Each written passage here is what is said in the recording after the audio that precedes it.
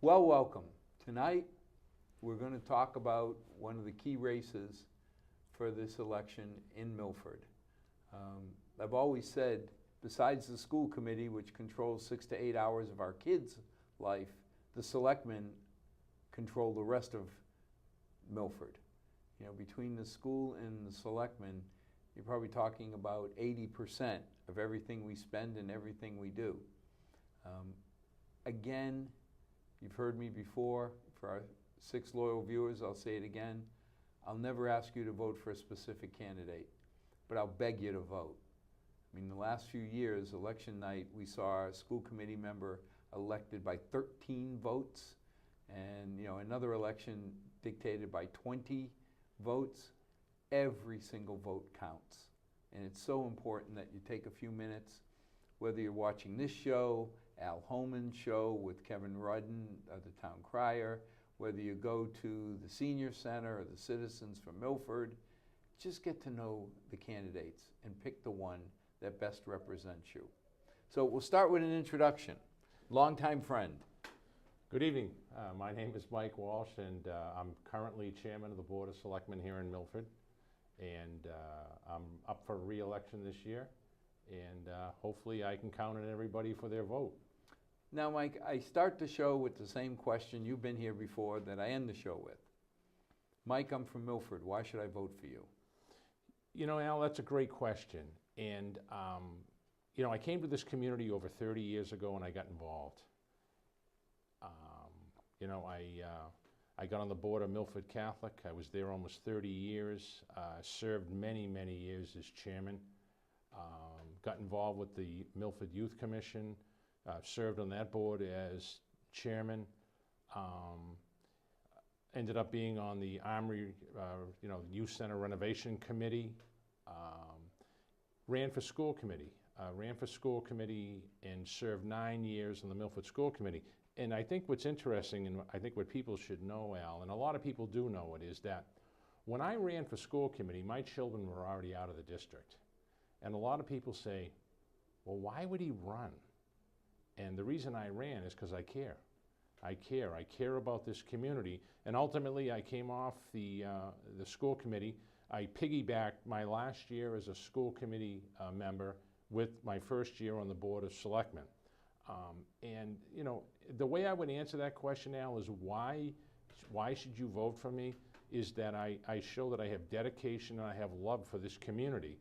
And I talk about it all the time. And you made a valid point earlier, Tip O'Neill always said all politics is local. And I talk about this all the time. As a school committee member, just a rough number, I would spend $45 million of your money, tax money. And now as a selectman, I spend roughly $100 million of your money. And yet people will come out and vote for a presidential race, but they won't come out and vote for a local election. And yet I have a greater impact on your life than Washington, And so to answer that question is, why should you come out and vote for me? It's because I care. I keep giving back to this community. When we talk about the selectmen, yes, you look and you say, you touch on a lot of different areas. Mm-hmm. If I was to ask you, what are the 3 biggest challenges you think you would face in the coming years, what would you say they are? Tell you right now, Al, number 1, the water company. Anybody that was watching the selectmen's meeting the other night, I read a statement from the attorneys, and we approved a town meeting, as you know, being on the finance committee. We went to town meeting and approved funding for $63 million. The consulting company that we hired has come back and said that it's worth somewhere in the 40s. And the water company has come back and said they feel it's worth somewhere around 140. 140. And so we're miles apart. And so now we're taking it to the Department of Public Utilities, and we're going to let them, basically handle it, work it out, hash it out, whatever you want to call it. But that's a big big concern. And if you were to ask me right now, do I believe that we should buy the water company? Absolutely. And there are things right now that I can't talk about tonight that I am privy to, that there's no doubt that we need to take over the water company and control the water company. And I spoke about it the other night at the Selectmen's meeting, just to give a small example to the people of this community. Using the sewer department as an example. If you have a problem in your home tonight, Friday night, with sewer, and you call one of the sewer commissioners, I guarantee you, I know the three of them, one of them will be at your house in no time at all. And one of them, or all of them, will call the director of the sewer department and say, you need to meet us here to take care of this situation. You call the water department tonight at 5 o'clock at night. 5:01. 5 o'clock you might get an answer. 5:01. You're gonna have brown water till Monday morning. And I don't mean the water company any disrespect, but the difference is, if we take the water company over, we've already appointed, although they're not serving yet, 3 commissioners. But those commissioners come on board once we take over the water company, and you have a problem on a Friday night, trust me, you call me, and all my information is public. It's on the website. You can reach me anytime. Trust me, you have a problem with water, I'm gonna be at your house. I'm gonna be at your house. I mean, you think about it, on the sewer, we haven't had an increase, a rate increase in 8 years, 9 years. Mm-hmm. I can't even remember the percentages of the 50 and the 30% increases on the water company. Right. But one's a business. Right. I mean, at the end of the day, you can't fault RH White or whatever white company it is. They're running a business. Right. They're in to the business to make profit. Right. I don't think Rudy or Tom, Ricky, even John Mainini, they're not into it to make money. They're Milford people. Right. They're in to take care of the community.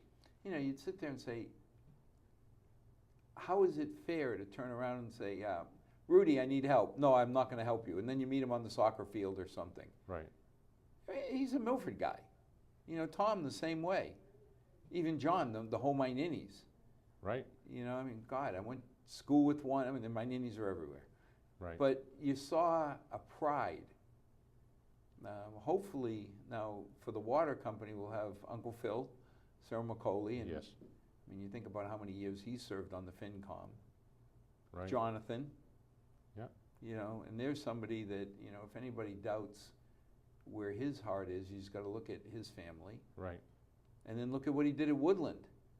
I mean, I Mm-hmm. used to joke about we didn't have to buy any copper wire because we put a penny between him and Aldo. They squeezed that budget so hard they had all the copper wire they needed. Right. And, and again, Al, you make a valid point, is that people in this community have to understand that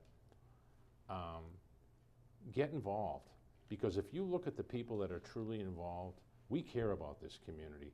And I'm not criticizing anybody that doesn't have the time to get involved, that doesn't get involved. What I'm saying is that you need to look at the people that are involved. We truly care about this community, and we care about you, the taxpayers of this community. And, I always say to people, if you ever get the opportunity, just come to town meeting. Come to town meeting and watch what happens in town meeting, particularly in May. You watch the discussions and the intensity and how people really, truly care about this community, and that's what makes the Milford community truly what it is. Another concern that I have, and I talked about it very openly the other night, we now have picked a new search committee. Well, hold on before you Yep. get there. Let's finish up on the water. Yes. People, I don't think, understand that the town has an option, but the water company doesn't. Mm-hmm. And if I'm correct, once the arbitrator sets a price, Mm-hmm. you get to choose whether you're going to meet it or walk away. Right. Spoke about this earlier this afternoon, Al, and you being on the finance committee clearly understand it because you've been involved in it. We're to the point right now where, in my opinion, we've got so much invested in legal fees and anything that we've had to do to continually move forward for the purchase of the water company, unless it's an astronomical amount. Like I said, we approved $63 million at town meeting. Don't get me wrong, I'd love it to come under the $63 million, as you would as a member of the Finance Committee. So unless it's astronomical, I really don't think we have any choice but to go forward. Because what are we going to do? Are we going to walk away from all the money that we've invested in this process over the years? And you know the number, it's a big number. Well, it's more frightening to me is we've now put a price. Mm-hmm. So let's say it's 60, 80. If it's a business and they're running it as a business, well, the prices that people are paying for water companies, there are not that many private ones left. Right. You know, we could face, my problem is not what we've spent, but what we would spend. Because if the town gets told it's worth 60 million, mm-hmm. and we say, okay, never mind, we don't want it, they could go off and sell it for 80 or 90, and all of a sudden, they're going to amortize the cost right back into our rates. Right, that's correct. So that's correct. Here's all the money we've spent, and now we get to pay an incremental amount. It just doesn't make any sense to me. Right, and that's an important thing for people to understand. And I know a lot of people do truly understand it, but there are companies, major companies nationally, that are buying water companies. No different than, and I don't mean them any disrespect, Eversource, Sure. Electric companies and the gas companies, they're going around nationally and buying water companies because you have to understand, when you control the resources, what do? You control a lot. And so, yeah, they could come in and they could spend, whatever to buy that water company, and then they got to go to the DPU and set the rates, but the rates will be set. They'll be set. And so the more they spend, this is the thing I never liked about the formulas. I'm being allowed to make, whatever it is, 8%, 10% profit. Mm-hmm. So when I spend money on the water company, I really want to spend more. Because the more I spend, the more 8% profit I get on every dollar I spend. Mm-hmm.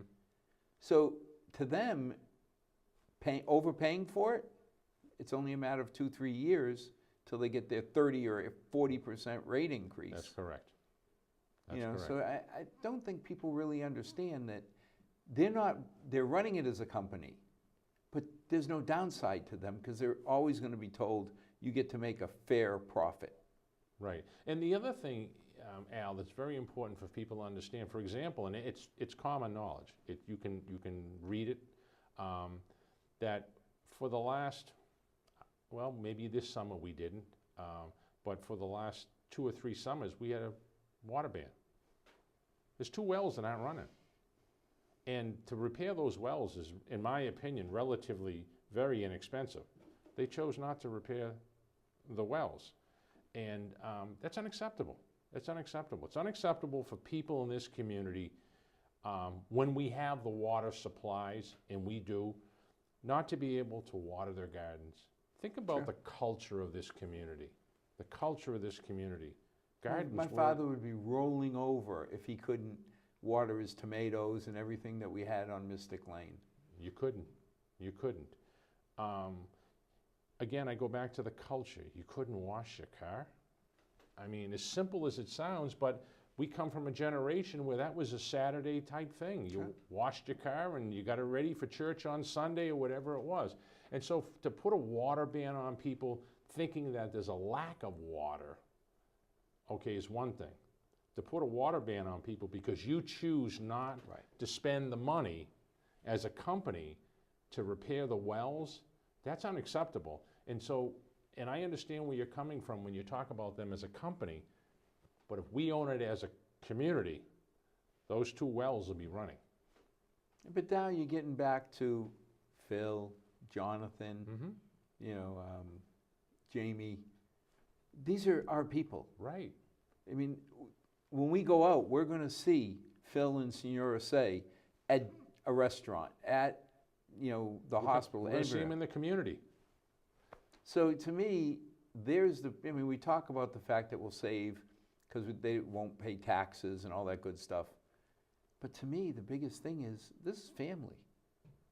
You know, I mean, I always joke about calling him Uncle Phil because he's been taking care of us at the medical center for so long. Right. Well, now that he's retiring, I guess Senora Say, you know, is telling him, okay, time to go do something. Get out of the house. Right. But right. it's nice to see family, you know, the Milford family taking care of Milfordians. Well, there's a great example, and you know, using Phil as an example is, you know, president of the physicians group at Milford Hospital. He's got one of the largest water users in the community. Oh yeah, I didn't think about that. And so you think he's not going to have the best interest of the community when it comes to water? Water. He's one of the biggest users, you know, at the hospital, you know? Well, I still freak out when I'm coming up Silver Hill Road, and how many years in February I see water ban, do not wash your cars. I'm like, wait a minute, it's February. Right. How many people do I know wash their car in February? Right. And you're already telling me there's a water ban on. We don't even have the snow finished yet. Right. Right. So I agree with you. I don't see any downside. You know, if we were a community that ran the sewer department in an inefficient way and had all sorts of problems, okay, maybe I could say our management skills don't work. Right. But if you use the sewer department as a model, yeah, the guys are doing pretty good. Well, I think, you know, Al, that's another great point that you make, is that one thing that we have in this community is we have a lot of checks and balances. And when you get involved, you see all those checks and balances. And I made a statement the other day, when I was on the school committee, and we would go before the finance committee trying to get our budget approved, and it'd be $46 million, whatever the number was, and we'd be going back and forth and back and forth. Then when I became a selectman, and I got the opportunity to look at everybody's budgets, and I saw the school budget stick out, and I'm like, it's checks and balances, and that's another reason why we as a community, and I know there's a lot of people that out there that are saying, but that's a lot of money. It is a lot of money. But what it does, it affords the community, through the processes that we have in place, to have checks and balances. And those checks and balances are, the water commissioners will have to come before the Board of Selectmen. The water commissioners will have to go before the Finance Committee. The water commissioners will have to occasionally go before the Department of Public Utilities. We're all checks and balances trying to do the right thing for the community, for the taxpayers of this community. Now, let me get you back to your point 2. Yes. As you know, the other night, we finalized the search committee for the police chief search committee. It's 12 members. And that's another big thing that's in this community, is that we're possibly, you know, going to be looking, you know, for a new police chief. And when it's going to happen, who knows? Who knows? But that's, you know, that's going to impact the community. You know, that's going to impact the community. And there's a lot of things. I was thinking about this today. You've got, thinking about the downtown area. You've got the old St. Mary's High School. It's going to get converted. That's going to be under construction. You've got the Downtown Revitalization Committee doing a fantastic job. So you got downtown, you know, being renovated. You've got stormwater management, another biggie. And, you know, Al, and I'll talk very openly about it, and I talk about this all the time, and I'm going to use it as an example. When I was a young kid growing up, gas stations were contaminated. I talk about this all the time. And tons and tons of dirt was sent to central New York for billions of dollars, billions, and buried on landfills. And then one day somebody said, well, why don't we just pull it out of the ground? Why don't you stir it up? Put it on the side of the building, cover it, and every so often with a backhoe, stir it up, because gasoline evaporates. I'm concerned about the same thing with stormwater management, and I'm going to use as an example. Anybody that drives down Summer Street to Dilla Street that retention basin that was built, those are already antiquated. So that money was spent to build that, and now they're antiquated because they've decided that they're a haven for mosquitoes. Right. So what I'm concerned about is we as a community are going to spend all this money that they're telling us that we have to spend because unfortunately we're on the Charles River. And then 5 years down the road, a new administration comes in, whatever it is, and they say, well, you know what, you really don't have to do this, you have to do that. Well, we've already spent the money. It's already gone, a pun, it's already gone down the river. Do you know what I mean? And it's serious money. Serious money. I mean, that basin annoys me because, you got hundreds of thousands of dollars. Right. And that's a lot of money. Right. And the thing that... We're talking how much money for this stormwater management by the time it's done? Oh, off the top of my head, I forget the number, but it's big. It's big. like $60-80 million. Yeah, right. So it's not something that even Milford, with its reserves, I mean, our whole budget is going to be 115 or 117. Right. Which still amazes me, $100 million. Yeah. When we grew up, you could have bought Milford, they would have thrown in Hopedale for $100 million. Right. And the thing that people have to understand, Al, is that, and it's sad, but the EPA kind of runs on its own. They kind of run on their own, and in my opinion, they set their own rules and regulations. And under this current administration, are they trying to change that? They are, but they still, when you think about it, stormwater management's been going on for a while, and although they've kind of loosened the rules a little bit, but they're still in the driver's seat. Oh, absolutely. And we as a community, like you said, we come back to them and say, wait a minute, this is $60 million. You got to give us a chance to breathe. That's a lot of money. And they're saying, oh no, you have to do this by then, this by then, this by then. Every year, Scotty comes through and says, the new edict is out. Right. Right? Here's the new protocol that we have to follow. I need another $400,000. Right. I need another $500,000. And it's not like we have a choice. Right. And I spoke about this earlier, Al, is that people have to understand when we set the budgets, so I'll use as an example, when we set the budget at the school department or we set the budget for the town, we set it. And then all of a sudden, something like that comes up in August. Well, where do you find $500,000? Right. As you know, you've been doing it for many, many years. Everything is light items. And so now, the EPA comes to us and says, well, you've got to do this by October, and it's going to be $500,000. And I come as a selectman, or my other two fellow selectmen come before you at the finance committee and say, we didn't have $500,000. And you look and go, right. And the same thing in the school. I was talking about it today, is that we set the school budget, and then what do you do in August if a family moves into the community that has a child that needs special needs? And so people have to understand those are the obstacles that we're dealing with all the time, and we do a great job of it, but how many times can you do that? Well, I mean, the issue you always run into is people will say, well, how can you charge us? How can you take $3 million more money out of our pockets when you don't need it? Because at the end of the year, you have a surplus. Right. And I sit there and say, wait a minute. When I went to school, if I got a 97 or a 98 on a test, people would say I did okay. It's not a bad number. Right. Well, if we hit 97, 98% efficiency on our budgeting, you know what it's like. We're thinking now about what we're going to spend a year to a year and a half from now. And we hit 98%. On the current budget, that leaves $3 million in the kitty. Right. Okay, now let me think about that. Do I want to budget any tighter? Well, I think what makes things work in this community, again, is the communication between all the department heads and all the different committees. And I'll use as an example the 5-year capital plan. And you're the biggest advocate of it.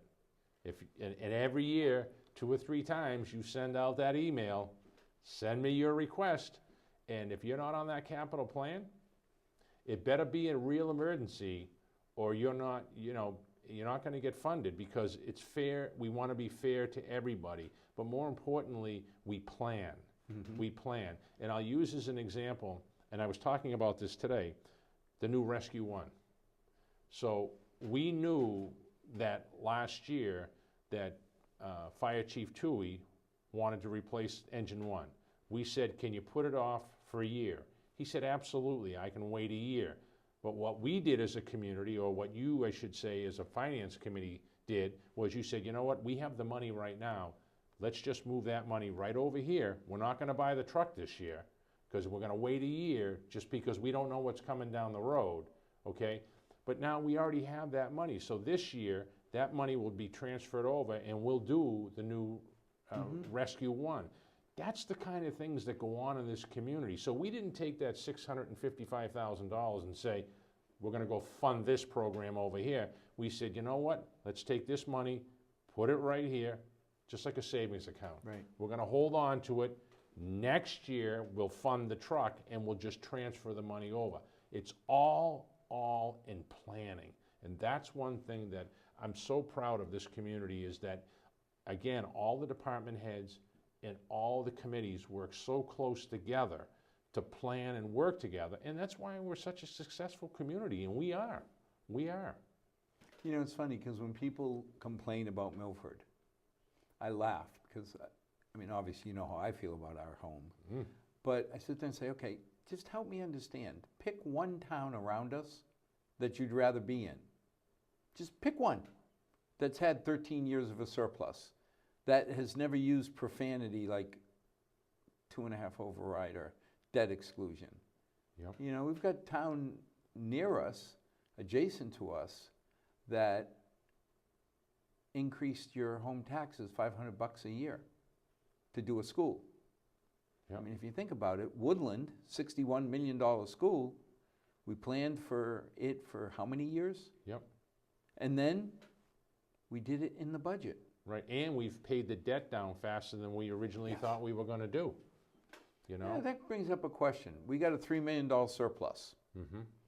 And half of it we typically put back to the tax rate to help people. A quarter of it we put in our savings accounts. Stabilization fund. Stabilization or long-term planning. And then we spend 20% of it, 25%. Do you think that's the right approach? You know, I'll answer that question this way, and it's funny you ask me that question, because I have a lot of people that will come up to me and say, geez, my taxes went up $200 this year. And I say, they could have gone up this much.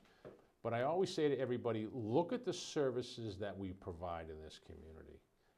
And are they perfect, Al? No, they're not perfect. Nothing's perfect. But what do we provide? I'll tell you what we provide. And you saw a classic example of it the other night at the Selectmen's meeting. 9 people were saved. 9. In a fire. Thank God that dispatcher was sitting at that traffic light. But within a matter of 2 minutes of his phone call to 911, and he risked his life racing into that building himself, there were 2 police officers right behind him with more coming. Within minutes, there was 6 firefighters there. That's just part of the services that we provide in this community, or that we're provided. Trash. Yeah, it's when my daughter went to water, Worcester, right? She got to buy these little designer trash bags Yeah. at $3 a piece. Yep. You know, and I listened to the Board of Health, and they were worried that if they went to this one stream or whatever, that all of a sudden we would be limited to 1 bucket. You know, whereas I don't know of many towns that you can put your couch down at the end. I was just going to say that. And there's another great example of what we have in this community. So if you have a problem with trash pickup, I guarantee you, you call the Board of Health, Paul Mazzucchelli's going to call you back. I guarantee it. And unfortunately, he's going to be retiring after 42 years. Yeah, but he'll be the baby now, because we always kid Lenny, because he's only been on the Board of Health 35 years as being the newbie. Right. So now Paul will take over as the newbie for right. being 37 years. But there's another example of people in this community care about this community. We care about the people in this community. We truly, truly do. And that's, you know, that's what makes a difference. But I say all the time, Alan, I've been saying this since I ran for school committee. You just need to take a step back and realize how fortunate you are to live here. And I spent this morning doing a tour of Stacy Middle School. And it's different than when our when our kids were there. But I'll tell you this, I walked out the front door of that school this afternoon and I said, I'm so proud to be in this community, because the diversity in the classrooms and the educational instruction that was going on, and all the children were learning together. It didn't matter your culture, didn't matter your ethnic background. They were all learning together. And if that doesn't make you proud to say that I live in a community where we truly want to take care of all people, and many, many times, Al, people will come up to me and they'll talk about the different cultures in this community. And I answer the question very simply, and you've heard me say this before. Go online, pull up the Statue of Liberty, and look at the bottom of it. That's what this great nation is founded on. Your family came here. My family came from Ireland many, many years ago, but that's what makes America, America. You know, and people say to me, we'll get into this argument of illegal and legal, and Al, I'm going to say this. If a community is here legally, we have an obligation morally and legally to help them and educate them. And as you know, you've been on the Finance Committee for many, many years. In the state of Massachusetts, any child at the age of 3 is guaranteed an education. Let's help. It's no different when your parents came here, no different when my great-grandparents came here. There's a unifying color. They all bleed Milford red. Yeah. You know, at the end of the day, somebody let my grandfather into Milford in 1939. Yeah. Let my mother come over in 41.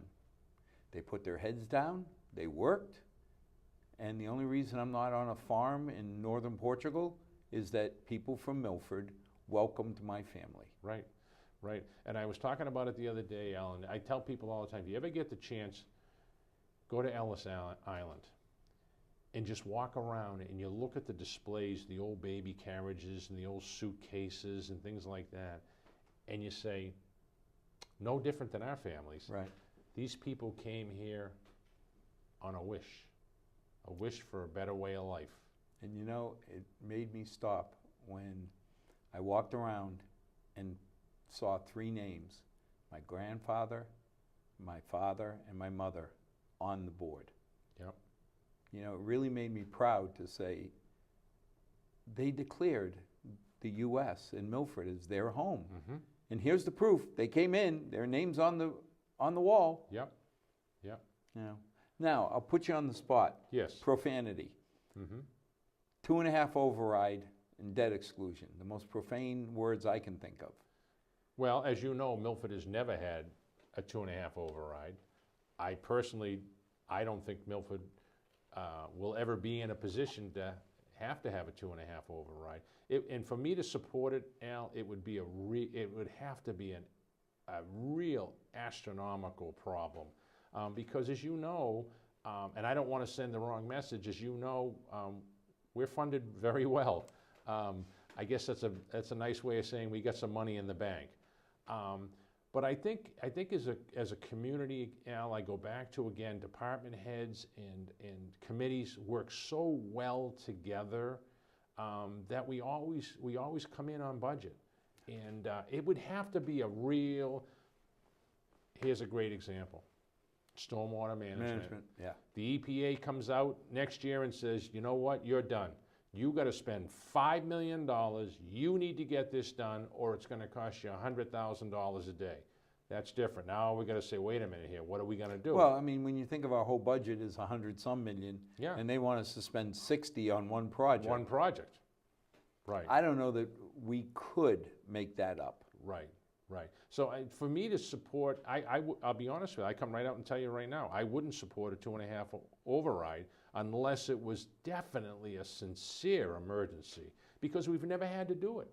We've never, ever had to do it. And I think what is interesting to me is that, and you and I know this, as the year goes on, we set the budgets. Again, I go back to how we set the budgets. And then as we go along through the year, little obstacles come up, and we're able to fund them. Yep. We figure out a way. We take this and put this over here and that, and we put that over there. So I really don't foresee that happening unless it's just catastrophic. But no, I'll tell you right now, I know for a fact it's a community 3 towns away from us. Last May had 7 overrides. 7 overrides. 7. Very wealthy community, and we don't do that in Milford. Well, We don't do that. The problem I see with a lot of that is some of the people who built Milford, the reason we're here is because of their blood and sweat. Mm-hmm. They're now living on Social Security. Yep. And some of them are living on $1,500 a month. Yep. Which sounds like a lot of money, but rent, car, food, yep, medicine, yeah, eats that up quick. Well, Al, and I think what's important, and I'm going to go public and say this. A lot of people know that I was born and brought up in Medfield, and so probably 20 years ago, on the grounds of the old state hospital, they wanted to build a $6.8 million sports complex, and my dad got up at town meeting and spoke against it. And a young fellow my age got up and he said, "See, that's the problem with the elderly in this community. They want nothing for the young." And my dad got back up and he said, "No, no, no, no, you're wrong. I want your children to have that $6.8 million sports complex. But what I also want is I want you to stay here and help me pay for it." And that's another problem, and thank God we don't have it in Milford, but that's another problem that goes on in some of these other communities, Al, is these, we call them transient. These people get promoted, they move into town, they vote these things into the school system, into the parks departments, or whatever it is, and then 4 or 5 years later, they're transferred out of town, and the elderly are left stuck holding the bag, trying to, as you said, trying to pay for this, but now they're trying to put food on the table, they're trying to keep their car, the sewer lines that run by their house. They're forced to tap into the sewer line, yet they have a septic system that works perfectly fine, but the law says when the sewer line runs by your house, and those are the kind of things that, we have to be cognizant of, and we don't see in Milford. You don't see that kind of action, and when you go to town meeting, you don't see people standing up, pounding things away that are going to raise the taxes, and they're going to be gone. You don't see that in this community, and that's one of the unique things about Milford. And the town meeting members, every year I get more and more impressed. Oh. You know what I mean? You sit there and say, at the end of the day, a lot of people don't understand that you and I can't spend a penny. Okay, on the FinCom, I've always said it, we are the most influential, powerless people. We don't even get to vote. We get to recommend to the town meeting what we think they should do. And then of the 15 of us, we get to share 1 vote. The rest of us, we have more votes because we're town meeting members. Right. But as FinCom, we don't have a say in anything. Right. And people would say that to me all the time. They'd say to me, "That finance committee, they approved this." I said, "They didn't approve anything. They approved to bring it to town meeting." Right. Town meeting will make the decision. Now, I said at town meeting, if it's a selectman's article, and one of the board of selectmen presents the article, before we present it, we turn to the finance committee and we say favorable or unfavorable. I said most times before something goes before town meeting, it's got favorable approval from the finance committee. I said, but the town meeting members are the ones that approve it. Approve it, yeah. Well, it's amazing because I've had so many people come and say, well, the budget's just a rubber stamp because everything gets favorable. It's like, come to the meetings leading up to May. We're meeting with Zach as capital. We're going through every dang line item. It's, Rick, do you really need this year? Right. And it's not, well, you got the money. Thank God we don't have department heads that think, I got the money, I got to spend it. I've seen it. Like you brought up the Tui toy, Engine 1. Yeah. He came to us and said, I can put it off a year. Oh, good. then we'll tuck the money away. Yeah. So that next year, I mean, the worst thing that could happen is he comes and says, okay, the frame's finally let go, I need it, and we say, we don't have the money. Then you're going to promote bad behavior. Right. But, you know, to have Chief Tui Rev 2 come and say, guys, I can wait a year if you want me to. I was excited. Right. I mean, that's the kind of behavior you want to reward.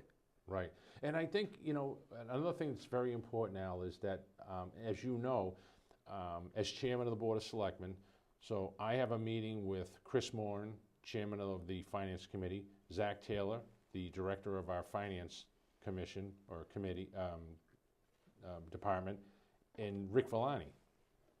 And we sit in this room and we basically look at where everything is going to play out. And I give Chris a lot of credit because he looks at it, as we all do, like we're running our own home. Sure. And just because, I'll use as an example, just because I got 10,000 doesn't mean I'm spending 10,000. Right.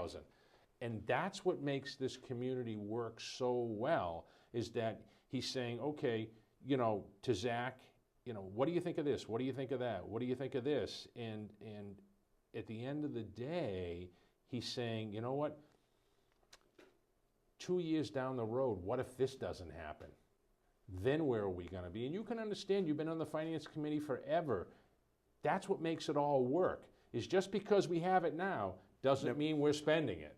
We're spending it. You know, and as you said earlier, we put $500,000 in the stabilization fund. We could go spend that. We don't. It'd be very easy to spend it. Right, right, you know? So now, you started, and I apologize for cutting you off, where you said the selection committee. Mm-hmm. If somebody came up to you, now I don't know what you're allowed to say legally, and said, what's going on? What would you tell them? I would say that there's a process. There's a process going on. I can't say a lot. I'll be very honest with you. Legally, you got right, a but limit. there's a process going on, and you know, where the town is moving. I should say the board is moving forward. We've picked a selection committee. You know, but a selection committee to start the interviewing process for the police chief, which is everybody knows, it's no secret. It's a national search, you know, and it has to be by law. Has to be by law. But that was formed the other night. It's in the bylaws, and so it's, as I said, it's a 12-member committee. I'll be honest with you, I don't know why it's 12, because what do you do if you tie? the even number Yeah. always. School committee is 7, finance 15. committee is 15, Yeah. board of selectmen is 3. The even number never made sense to me. Right, right. So, and you know, it's a process, and we're gonna walk through it, you know? Do you see it calming down at all? When you say calming down. The emotions, No, I don't. To be very honest with you, I don't. You know, I have people that reach out to me every day and tell me stories and things that have gone on as far as our department.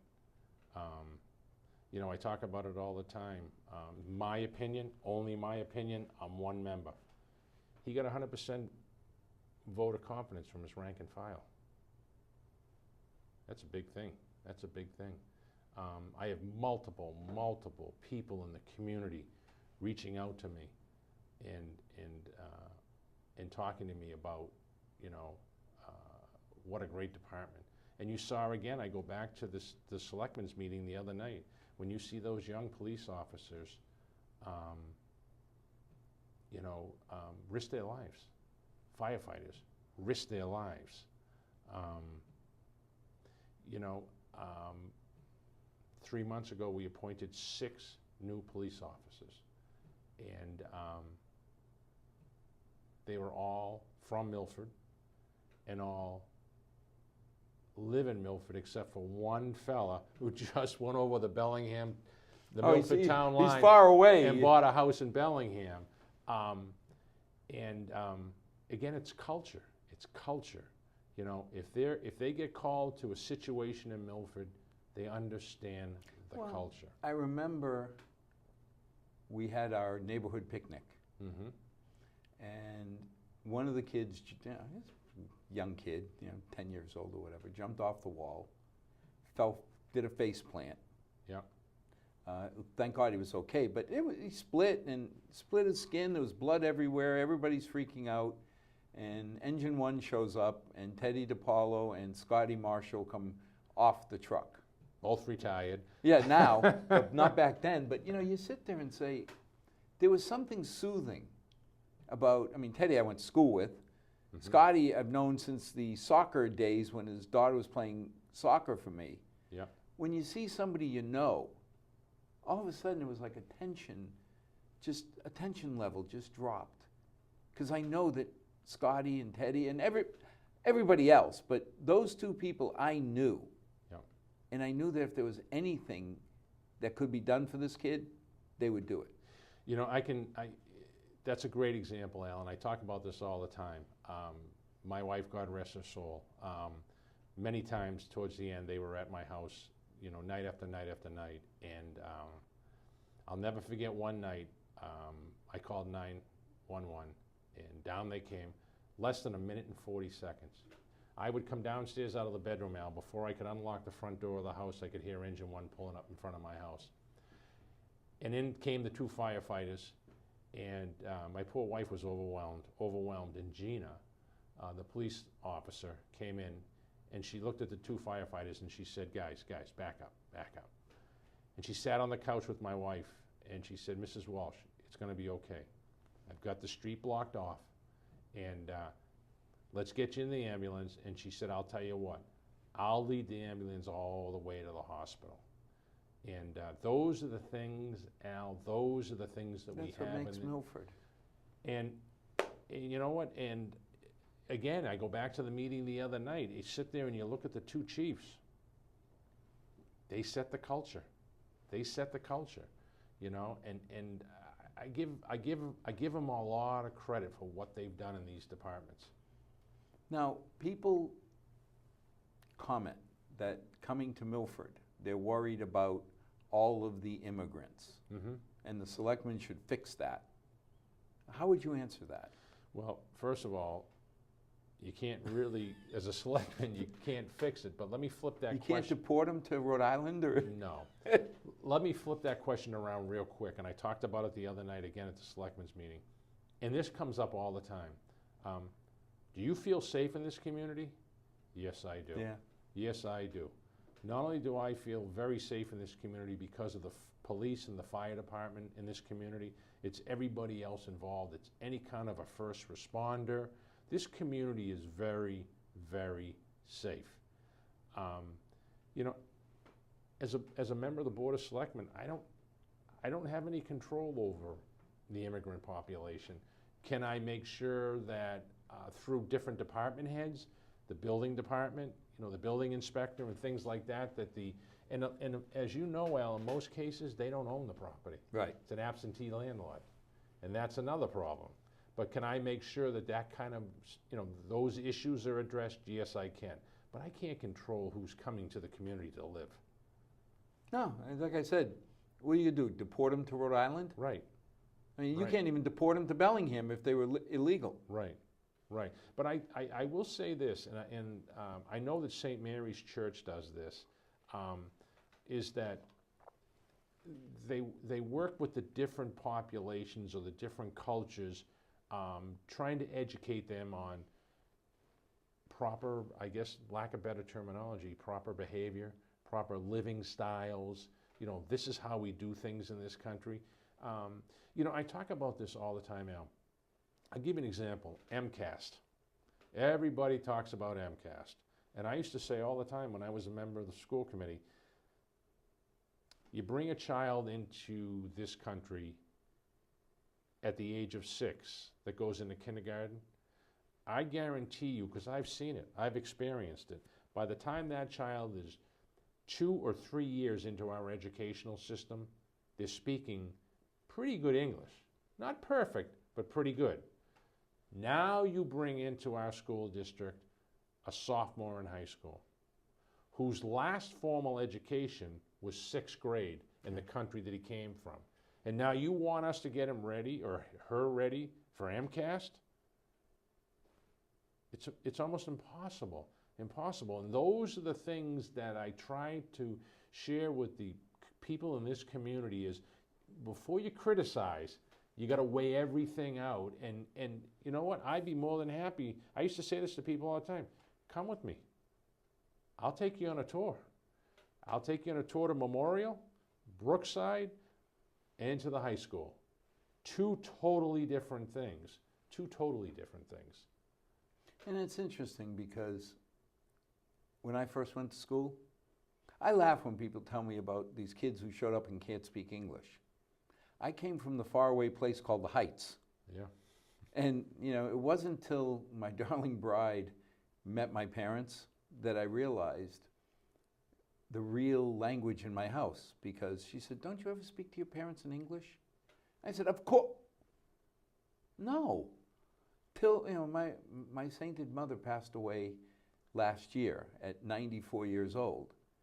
And the only time we ever spoke English is to be, not to be rude, but to be open when we had people in the house who didn't speak Portuguese. Right. You know, so you sit there and say, the immigrant population here, now I'm saying the ones that behave. Mm-hmm. You know, I have no sympathy, nothing for people who come to Milford and break our laws. Right. You know, commit crimes, sell drugs. Luckily, there's not many of them. Right.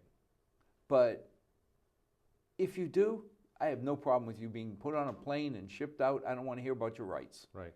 And you know, Al, I talk about this all the time. It used to be called Windows of the World. I forget what Kurt Shady calls it now. It's at the Woodland School. But it's basically, it's an evening of all the different cultures in the Milford Public Schools. And I try to make it a point to go there every single year. And the same two messages that I get out of that evening when I talk to people from different countries that have come to this country, they come to this country for two reasons and two reasons only: a better way of life and to educate their children. Right. And as you and I know, through education, you can change a lot of things. Well, and you know what, I always say this, the first time I ran for school committee, and I spent 2 or 3 Friday nights at the Portuguese Club, I saw it firsthand. I saw men your father's age playing cards with their friends, and the sons or daughters that were your age or my age who had gotten an education, okay, were there.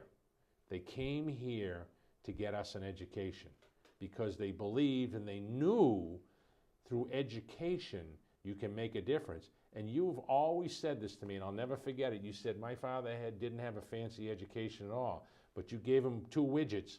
He could make anything. And you know, it's funny because we think about Milford.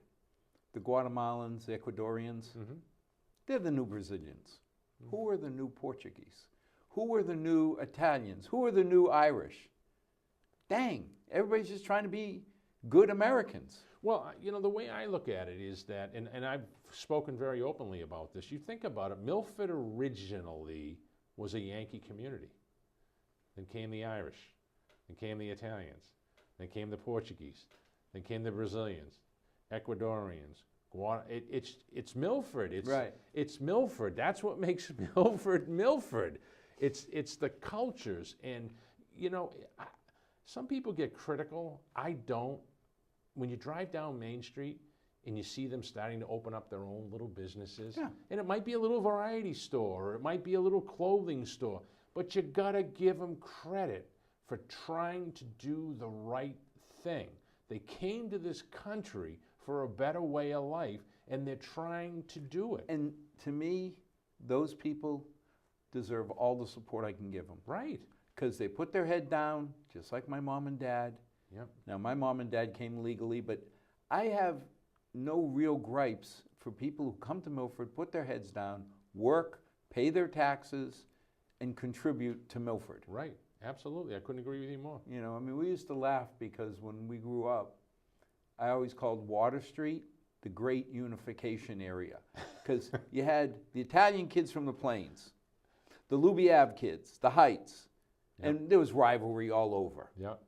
Until you went to the band concert in Hopedale on Wednesday nights, you went over the hill. Now, if anybody picked on a kid from the Plains, well, I've just turned my hat around, and now, excuse me, he's one of me. Yep. You know, he's one just like me. He's from Milford. You pick on him, you pick on me. And everybody came together. It didn't matter then whether you were from Louis Ave or the Plains, until you went home and you got back over the hill, you said, get back to your area. Right. You know, it was like cousins. Right. Al, I tell this story all the time. When I first came to town, I didn't know Milford had 2 Catholic churches. I came from a community that had 1 Catholic church. I was brought up Irish Catholic. I never, you know, and I was at a Leavers Market one day, and Father Riley, God rest his soul, who was from Sacred Heart, came out from behind Babe's counter one day, and I said, good afternoon, Father. He said, good afternoon. We had a little conversation, went home that night or the next night, whatever it was, and my son was a brand new baby, and my wife said, oh, we got to get Mike baptized. So I called Sacred Heart. I didn't know we had 2 Catholic churches. Then he probably said, wait a minute, you're Irish. What are you doing down here? I showed up on a Thursday afternoon at 2 o'clock. Father Riley looked at me and says, what are you doing here? I said, Father, I got an appointment with you at 2 o'clock. He goes, yeah, but what are you doing here? I says, Father, I'm confused. He goes, you're in the Italian parish. He says, but now there's 2 of us. We're gonna, you know, that's what makes Milford, Milford. And now, whether it's St. Mary's, Sacred Heart, or any of the other churches in this community, when you walk in and you see the diversity in the congregation, that's what makes Milford, And Milford. they all bleed Milford red. And to me, that's what matters. It's all that But- matters. Mike, Yep. I'm from Milford. Why should I vote for you? I'm going to go back to what I said to you when I first started the show, Al. I've been here over 30 years. I care about this community. I care about the people in this community. And I think my track record shows in the years that I've served this community that I care. I truly, truly care, and I want to do the right thing, and I want to take care of people.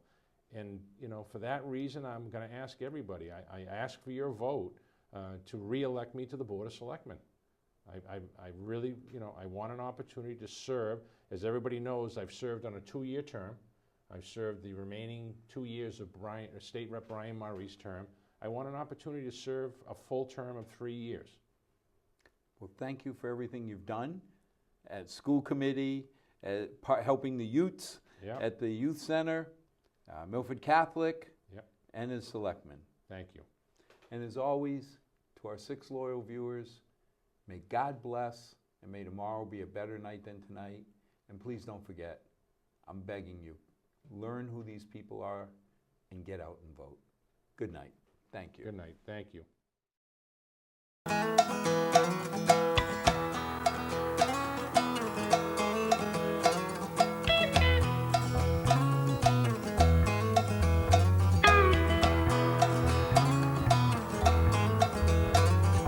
Not too long since I've been home.